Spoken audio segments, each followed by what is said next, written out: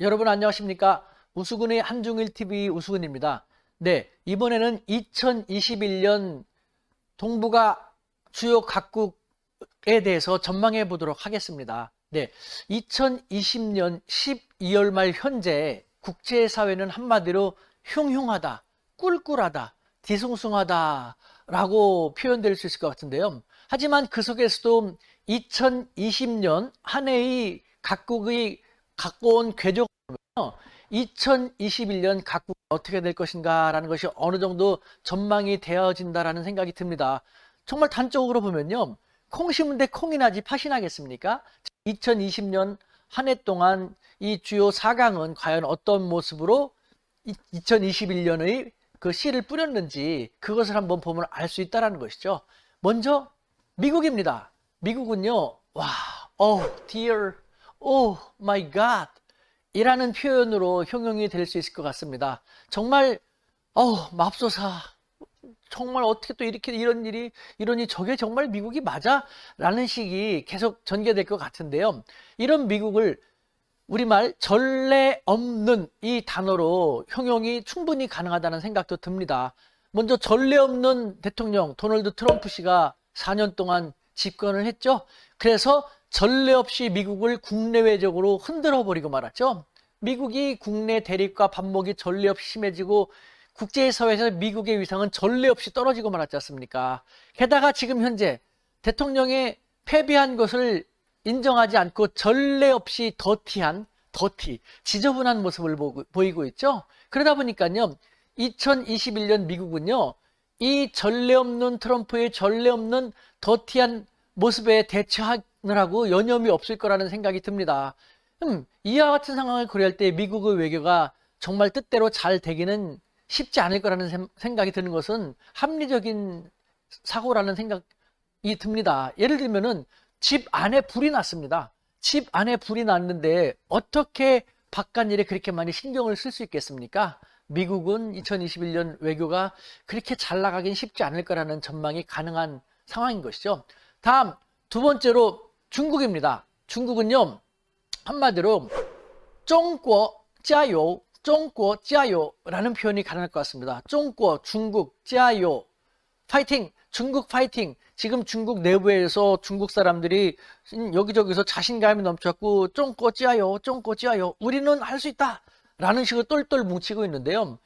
우리가 생각하는 것 이상으로 중국 내부에서는 어찌됐건 우리는 그걸 부정하고 싶겠지만 시진핑 주석을 중심으로 똘똘 뭉치면서 자신감을 더 키워가고 있는 그런 형국인 것이죠. 우리는 그 중국, 바로 옆에 중국은 그런 모습을 보이고 있음에도 불구하고 아직도 우리 머릿속에서는 사회주의, 일당독재, 형편없는 국가 하면서 폄하만 하고 있는데 너무 안타까운 상황이 아니라고 할 수 없는 것인 것이죠. 자, 실제로 중국은요. 2020년 주요 각국 중에서 유일하게 경제가 성장한 국가인 것이죠. 2021년에도 IMF라든가 몇 군데 주요 경제 국제기구에서는요 8.2%까지 성장할 것이라는 전망치를 내놓고 있고요.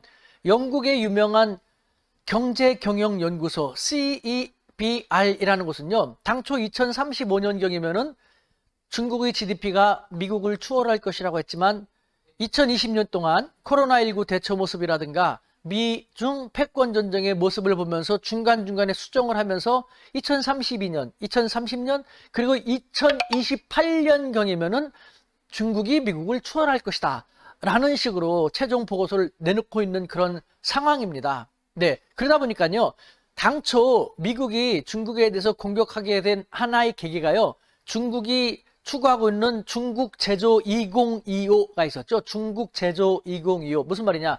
중국이 2025년경까지 주요 5G라든가 4차 산업이라든가 주요 분야의 10군데 분야에서 선진국에 못지않게끔 발전시켜 나가겠다라는 것이었고 미국은 중국이 그 정도로 주요 분야에서도 발전을 하게 된다면은 자기들이 패권적 지위에 더 큰 위협이 될 것이기 때문에 그것을 못하게 하기 위해서 중국에 대한 공격을 감행한 것이죠.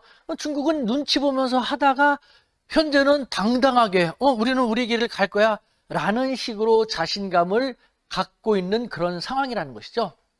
자, 이와 같은 중국을 내부를 고려할 때 중국 2021년의 외교는요, 정말 자신감을 토대로 국제사회에서 지금 중국의 이미지가 우리나라뿐만 아니라 국제사회에서 가장 안 좋습니다. 중국 자신들도 그걸 잘 알고 있거든요. 그래서 국제사회에서 중국의 이미지를 쇄신을 하고 중국의 소프트 파워를 조금 더 가깝게 느끼도록 중국은 우호적이면서 친밀한 모습으로 다가가기 위해서 노력을 많이 하게 될 것이다 라는 전망이 가능합니다. 세 번째로 일본입니다. 일본은요, 노쇼, 어떻게 하지? 노쇼 라는 표현으로 가능할 것 같습니다. 되는 게 없습니다. 되는 게. 참 재밌는 것이 미국에는요, 도널드 트럼프라는 암적인 존재, 최대의 장애물이 있어가지고 될 것이 하나도 없고 오히려 더 위협스럽게 되고 있음에도 불구하고 일본은 그와 같은 암적인 요소 없지 않습니까? 그런데도 되는 게 없습니다. 안 되는 것도 없고 되는 것도 없고 전반적으로 안 되는 그런 추세인 것이죠. 왜 그럴까요? 네, 여러 요소가 있습니다만 저는 정치력이 부재해서 그렇다는 생각이 듭니다.